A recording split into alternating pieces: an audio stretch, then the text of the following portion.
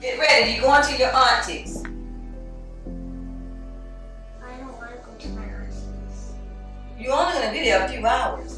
No, I don't want to go there because my always messes with me. But tell his mama.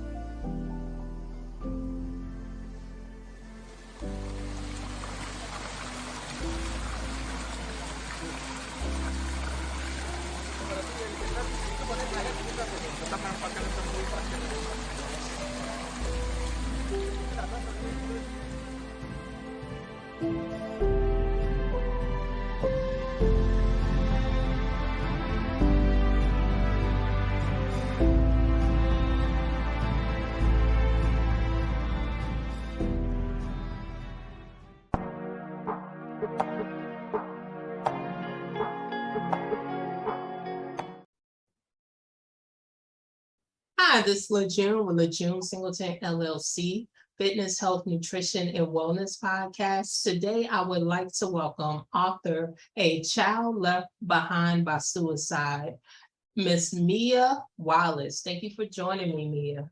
Thank you for having me. Can you give a background on yourself? A background about myself. Yes. A little about me is I'm family oriented. I am business-minded, excuse me. I also, meaning that I own two businesses of my own, Travel Elevation LLC and Kingdom Powerhouse. I also am when I say family oriented, I'm a mother. I also am the oldest of 9. Oh, wow. And yeah, so that's why it's like key of who I am, a little of me. And I love to travel. So that's me. Okay. And I know you're originally from the DC area. I met you in April at the book signing tour in Atlanta. So what was the change from the DC area, the chocolate city, to the other new chocolate city? Okay, yeah. So for moving from DC, it was a mental health move, honestly. It was to a point where it was a breakdown, and it was like, I have to go. And when I sat down, I remember looking out my room and I was like, what else felt like home? And it was like, oh, when I went to the Olympics, when it was in Atlanta, and I was like, that felt like home. And I came back in 2001 after I graduated from high school, and I haven't been back. Oh, So wow. that's how. So what was the point for you where, a lot of people, as we are aware when it comes to mental health, they don't make the decision to move to a new location or do anything different. So what was it for you that, you said, this is what I have to do for me? I literally felt it. I felt like I was going to lose my mind if I stayed any longer. Mm. So after like really praying about it, and I was working at the State Department then, and how God was like aligning me to meet certain people and how they connected me with like school advisors in Atlanta that they went to. It was just so orchestrated, and it was a perfectly smooth transition. Even when people were like, I'm not giving you money for that. And then like my grandmother's like, oh, I found some bonds in the closet for you. Like, it was just so much that it was just like, oh, this is going to happen. I'm out of here. And that was just a journey. I had to be removed from up there, my own mental health. And your book, can you talk about what was, the reasoning why you wrote the book? Because that's very deep and very personal for you to share with others. You hear so many kids that lose their parents to suicide. What was the point where you said, I have to share this? That also was like a journey and a breakdown in itself. The book, actually, I didn't say, oh, I'm writing a book. It actually started from a breakup, and I was in this like going down this downward spiral, and I talk about it in the book, but I was just like, I'm here by myself. No one cares for me, all these things. And that was the first encounter that I had with God. And God was like, no, I'm here. You're not alone. And then he started asking me questions and like document. Like, why do you feel like this in this moment? And then it was just brought to the fact where I was like, well, no, I don't want to address that. And then I went to like a conference. I started like that presence in my room sparked something where I went to different conferences and events, and I was called out, someone with the Holy Spirit, a speaker, and she called me out. And when she brought me to the front later on, she was just like, what's going on? Like, you know, what's wrong? Like, talk to me for a minute. And it was a lot of childhood trauma that stemmed, but the way that suicide had worked in that situation, I know now it seems like a lot has happened over the years, but back then it wasn't talked about. It was like shamed. So I was like, I couldn't talk about this. So that was like hovering over me. So to get to my point was, I documented my journey as I was breaking down. Like, it was a healing journey, because this was something that I suppressed for over like 31 years of just holding it to myself. No one talked about it. Nobody did it. You know, it was just like, it didn't happen. And that's how I was able to live like it didn't happen. But then it was just like, nope. God was like, if you're going to walk with me, you got to own your truth. And this is your truth. That is so powerful and so real, because, you know, in our community, when it comes to death alone, it's not talked about. It's just like it happens every day and you're supposed to go on with your life. And it's like, okay, well, I miss, you know, my parent. I miss, you know, my dad died when I was 6. So, you know, I miss my parent. We're not going to address this. We're just going to act like that person just left and is never coming back. Right. So how did that feel for you, where, you know, if you don't mind explaining, like, well, I was what happened? So I was 4 years old, and one of the ways that the enemy really bothered me was I was the last person to speak to my mom before she did her act. So he would be, you know, like, you're not worthy or this and that. But because no one talked to me, I was left to only be with my thoughts. So no one like ever sat down and be like, this is what happened. I kind of figured it out on my own by just hearing people in passing. You know, like, you're a child, you go play. And then it's like, oh, it's a shame what she did. You know, like, but then you're like, well, what did she do? You know, like, I'm over in a corner trying to piece the pieces together, but no one sat down and say, okay, Mia, this is what happened. Or, you know, like, it's literally after the funeral, it was almost like a light switch and it's over. Like, she no longer exists. And I was able to play along. Like, I could go on for 31 years with that because no one ever addressed it. So at any point, did you ask what happened to her? Or is it just something that just was a topic for, not a topic for discussion? Yeah, it wasn't a topic. It was because I didn't want to make anyone feel bad. Because I, like, for my dad, for instance, he held so much guilt, even to his grave, about my mom's passing. So it's just like, that's that. Then my grandmother, like, her mom, she couldn't talk about it. She would get almost sad and in this sunken place where it was like, okay, I can't ask her about it. You know, even when I wrote this book and I was going to publish it, the enemy was like, you're going to hurt your grandmother with this. And so by me still doing it and sending it to her, she was like, I finished it. I'm so proud of you. No, like, it was like the so opposite of what it did. And it opened the door for people to want to talk to me about her. Because before, they just didn't know how I was going to receive it. But then once I did it, I started getting calls and, you know, they wanted to talk to me. And then some of them had their shame and their guilt of like not being there or things like that, which also turned in mixed feelings to me. Cause I'm like, okay, now I'm grown. Like, now, well, you should have did this, you know? And then I was like, okay, Mia, calm down. You know, I had to talk myself like, they need to do this for them. It's not about me in that sense. But I just be like, okay, I really don't know what to say when you break down to me about my mom, but like, okay. Yeah. Glad you got it out. And sometimes, you know, it's more their guilt that they're trying to release and get out. and it's really not about you, but wow. Right. Definitely can relate and understand, because some of my family, majority of my family, after my dad died, I didn't see them anymore. Some of them I didn't see. I only saw every blue moon. And, as you get older, you're used to not seeing them. So you kind of like, okay. Why are you here? Like, you haven't been here and you missed a lot of my life, and I don't know you. You're a stranger to me. Right. Yep.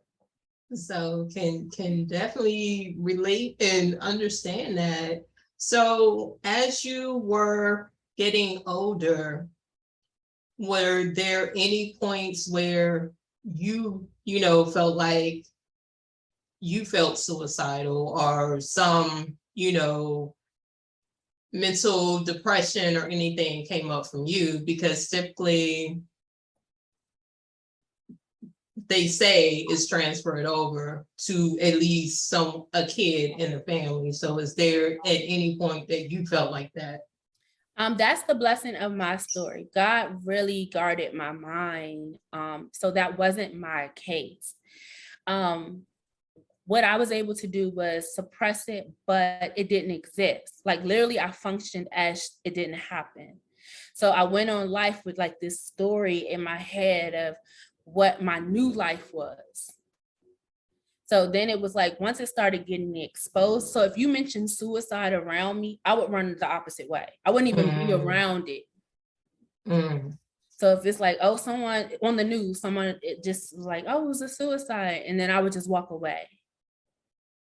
So any sign, anything, I would have like this look on my face, this fear. It bubbled something up in me. It stirred something up. But I would just suppress it back down, shake it off, like, okay, back to your new norm. This is your new life. So as far as myself having it, no. And I praise God so much on that, because you're right. The statistics say, especially a young girl, 4 years old, who lost her mom to suicide, I should have attempted, or at least committed tried to do it. And that never crossed my mind, because I just ran from it. I never sat down to think about it, which was more depressing for me as a child in those teen years, was not being heard. Fighting to speak and standing up for myself, being put in an adult's place, but also told to stay in a child's place at the same time.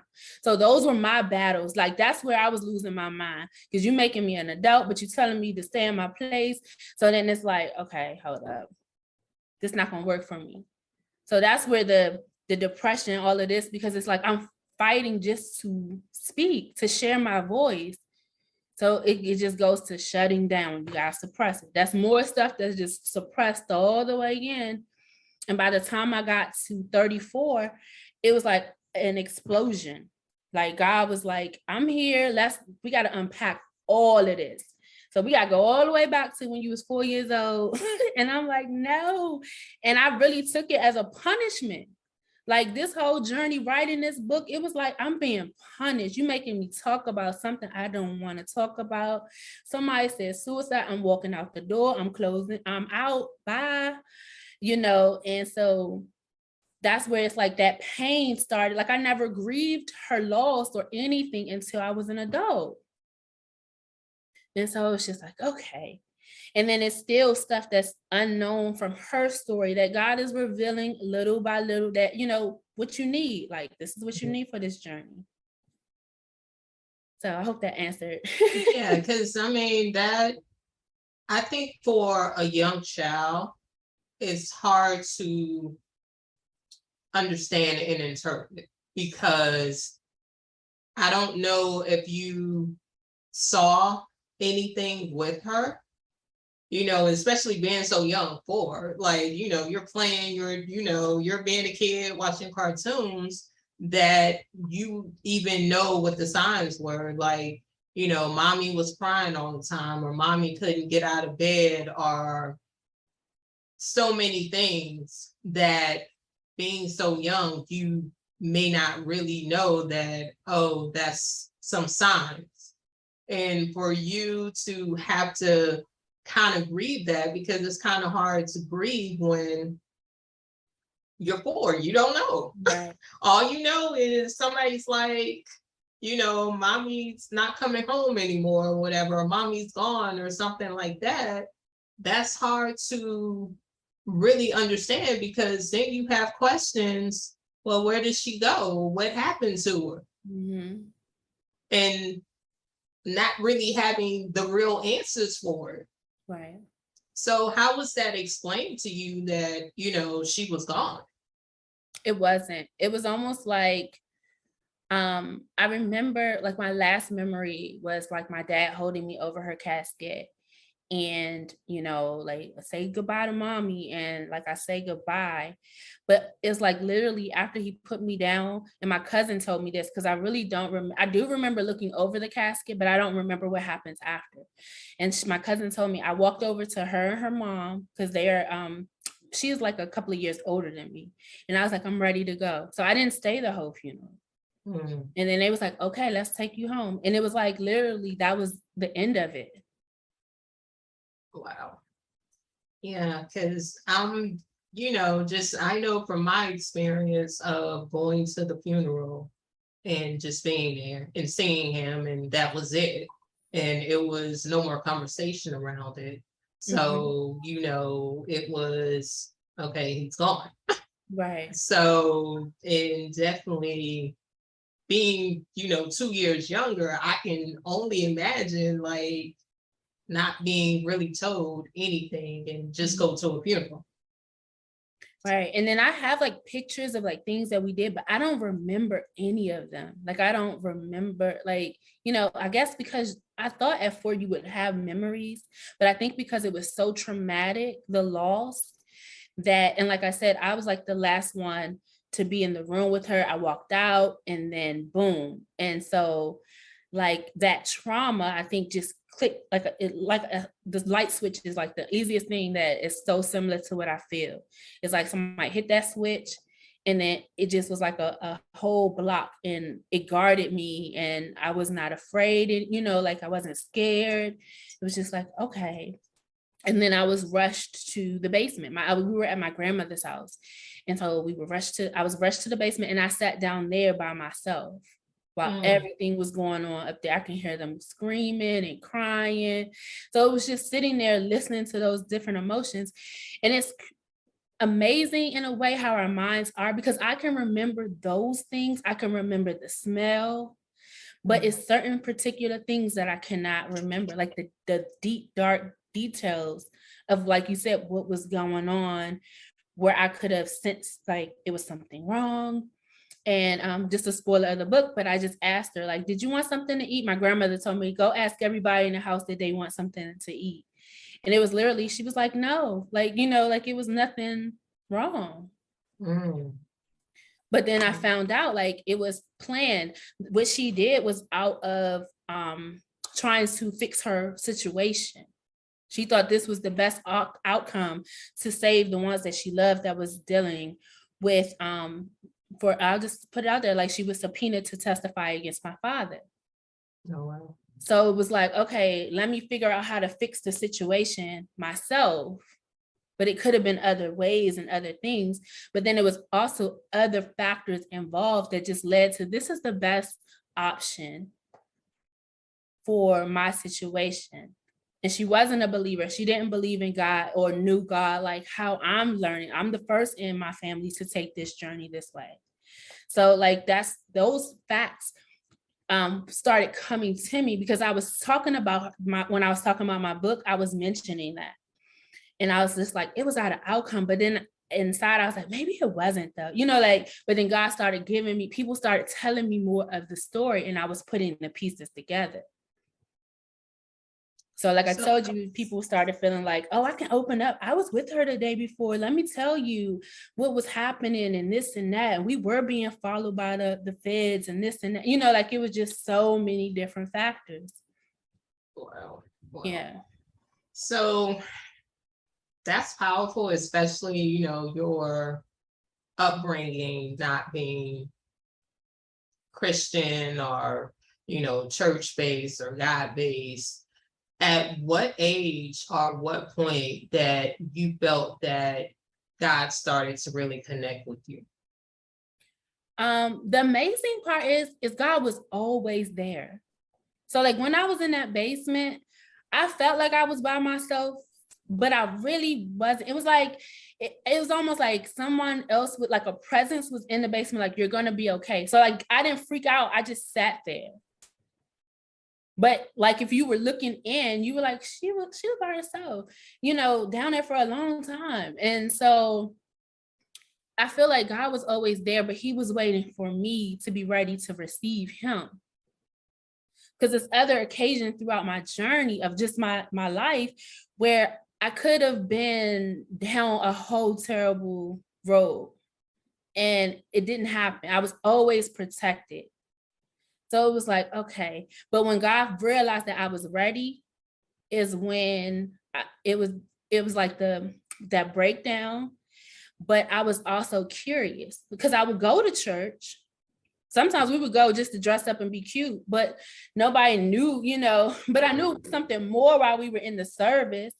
And my grandmother, even though she wasn't in the church, she had a relationship with God. So it was like, she taught me how to pray still when I was young, but we didn't go to church. I never went to church with her. So it was almost like, okay, so it's important to know who God is. It's important to pray to him. Like, that's what I got from grandma. But then when I did go to the churches, and we went to Union Temple. So it was just, we showing off, they doing all that stuff down there. So we would go in there and then it was like, okay, wait a minute, this is going, this is hype, I'm feeling something, but it was much more. And the much more came from that heartache, that like, I'm by myself. I'm really at my lowest point possible. I'm in the dark place now. Oh. And that's when he was like, I've been here, girl. I love you. You're not, because it was almost to the point like every person I love leaves, either by death, whatever the circumstance. That's how I was feeling.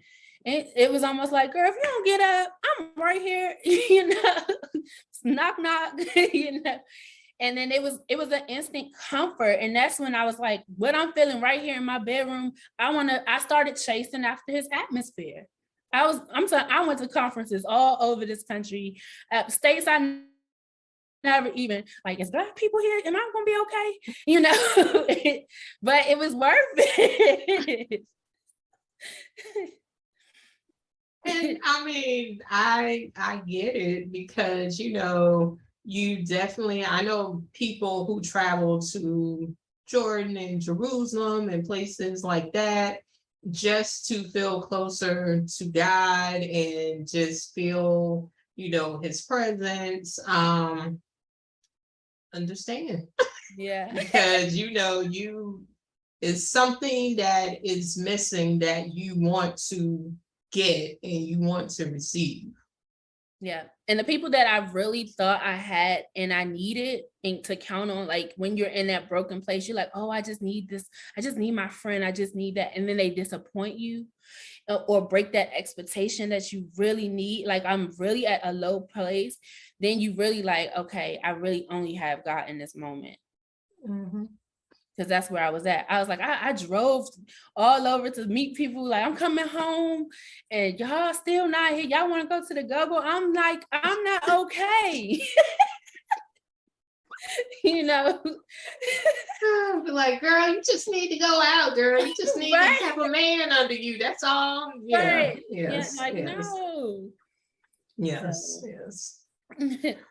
So you being a mom, what do you feel that you needed to incorporate differently with being a parent? With my son, who's now 19, so he's much older, but in his process, I knew that at one point I would have to tell him about my mom. So I waited into the perfect time that I thought he was mature enough, and I think it was around like 13. And we were able to talk about it. And then what I've done as well is watch him with his mental health and his self-esteem and just his confidence and just speaking life into him. and sharing him, because it was a point I'm a single mom. Even though his dad is not gone or anywhere, but he wasn't in the state. It was just me and him. So I started to actually pray, like, God, I don't want to just be with anybody just for my son. So it was asking for the right people. And then I got involved in my church that I attend. And then they have like a men to godly men, to godly boys to godly men, my bad, sorry. And that program. And so he got a mentor, and they did outings together. And it was like, I asked for one man, but God sent this tribe of men that was able to just help him with his journey with stuff that he might not wanted to talk to me about. So it might just be him and his mentor going fishing one-on-one, or he just comes and like, I'm going to come get him. We're going to go to dinner and I'll talk to him about what's going on in school. It was just like everything that I needed for my son, God provided. At any point, did you feel like you were overprotective when it came to him? No, because I have 6 brothers. So okay. I told you I was the oldest. So it's like all 8 of them are my kids too. So my son was like the 9th kid. And I'm like, no, you want let me show you how to live. Right. Well, that definitely makes sense, because at that point you like, okay, you got some uncles, but they also like your brothers, right? Yeah. So that makes sense. So you talked about you have other projects. Can you kind of talk about your other business ventures? Yes. So I'm working on another book. I have one completed, but I'm holding it to release something else first. So I'm being obedient. So I'm completing that book first, which I'm very excited. It's almost like not a part 2 to this, but it's the next level of it to really help, because this current book that I have it's like you're going on this journey with me, but it's about it's for suicide law survivors, people who are battling with suicide. And then it's also for people who want to help, but kind of like don't really know what to do. Like sometimes they say the wrong things, like, no, we don't want to hear that. Right. And so that's more where this book goes. But the next book that I'm working on is more unlocking it, giving you more detail of like that, what is the spirit of suicide, what is behind it, what's the forces, where are the people who are battling with it, where are they mentally, emotionally? It's a lot behind it that people don't talk about or stem about it, or bring God into it and realize that it's a spiritual warfare. It's not something physical. We can't fight it physically. So that's one project that I'm working on.